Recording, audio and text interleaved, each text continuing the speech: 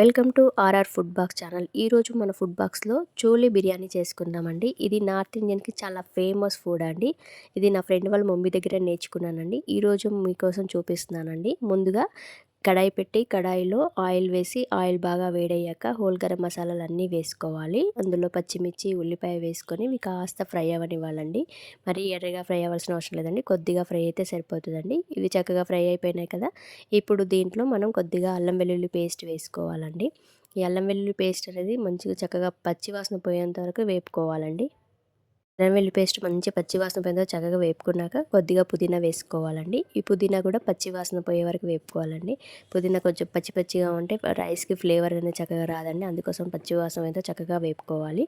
ఇప్పుడు ఒక టమాటా వేసుకోవాలి. ఈ టమాటా బదులు మీరు పెరుగు కూడా యాడ్ చేసుకోవచ్చండి. కానీ పెరుగు తర్వాత యాడ్ చేసుకోవాలండి. చోలే అన్నీ వేసాక యాడ్ చేసుకోవాలి. ఇప్పుడు నేను టమాటా వేసుకున్నాను. టమాటా చక్కగా ఫ్రై అయిపోయాక ఇందులో ముందుగా బాయిల్ చేసి పెట్టుకున్న చోలేలు వేసుకొని అందులో పసుపు, కారం, ధనియాల పొడి వేసుకొని ఇవన్నీ మసాలా చక్కగా పట్టేంత వరకు బాగా కలుపుకోవాలి.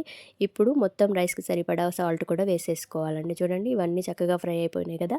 ఇప్పుడు ఒక నిమిషం పాటు మూత పెట్టి వీటి పక్కన బాయిల్ అవ్వనివ్వాలి. ఇప్పుడు ఇది మూత పెట్టేసుకొని మరొక స్టవ్ పైన గిన్నె పెట్టుకొని అందులో వాటర్ వేసుకొని దీంట్లో మసాలాలన్నీ వేసుకోవాలండి. రాతి పువ్వు, బిర్యానీ ఆకు, అల్లం వెల్లుల్లి పేస్టు, అనాస పువ్వు, సాల్టు, మరాఠీ మొగ్గ, పచ్చిమిర్చి ఇవన్నీ వేసుకొని బాగా మరగనివ్వాలండి. ఇందులో కొద్దిగా సాల్ట్ కూడా వేసుకోవాలి. అలానే కొద్దిగా ఆయిల్ వేసేసుకొని మంచిగా వాటర్ కలర్ మారేంత వరకు బాగా మరగనివ్వాలండి. చూడండి మన వాటర్ మొత్తం కలర్ మారిపోయింది కదా. ఇప్పుడు మనం ఇందులో ముందుగా నానబెట్టి పెట్టుకున్న రైస్ వేసుకోవాలండి. ఈ రైస్ కూడా మనకు ఒక 80% వరకు బాయిల్ అయ్యేంత వరకు ఉడకబెట్టుకోవాలండి. మనకు వాటర్ కలర్ మారి రైస్ మంచి కలర్ వస్తుంది. చూడండి ఎంత చక్కగా మారిన కలర్ తెలుస్తుంది కదా వాటర్. ఇలా ఇప్పుడు మన రైస్ని 80% బాయిల్ చేసుకోవాలండి. చూడండి మనకు రైస్ ఉడికింది తెలిసిపోతుంది కదా. 80% వరకు బాయిల్ అయింది. ఇప్పుడు దీన్ని మనం ముందుగా ప్రిపేర్ చేసి పెట్టుకున్న మసాలాలో లేయర్ బై లేయర్ వేసుకోవాలండి. దీన్ని కలపకూడదు, నిదానంగా ఒక లేయర్ పైన లేయర్ వేసుకుంటూ మొత్తం ఈవెన్గా స్ప్రెడ్ చేయాలండి. ఇది అందం చక్కగా మొత్తం ఈవెన్గా స్ప్రెడ్ చేస్తే మన కింద మసాలా అంతా చక్కగా పట్టిద్దండి. ఇప్పుడు దీనిపైన నేను కొద్దిగా కసూరి మేతి వేసుకున్నాను.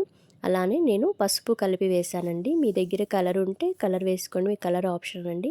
ఇష్టపడిన వాళ్ళు కలర్ వేసుకోండి, లేదంటే నార్మల్గా పసుపు వేసుకోండి.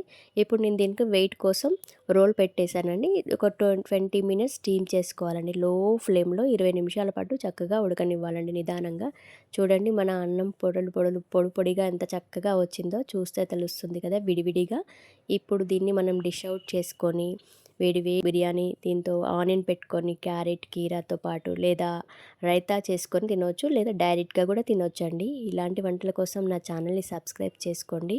మీ ఫ్రెండ్స్ అండ్ ఫ్యామిలీకి షేర్ చేయండి. మరిన్ని వంటల కోసం లైక్ చేయండి. Thank you for watching my channel.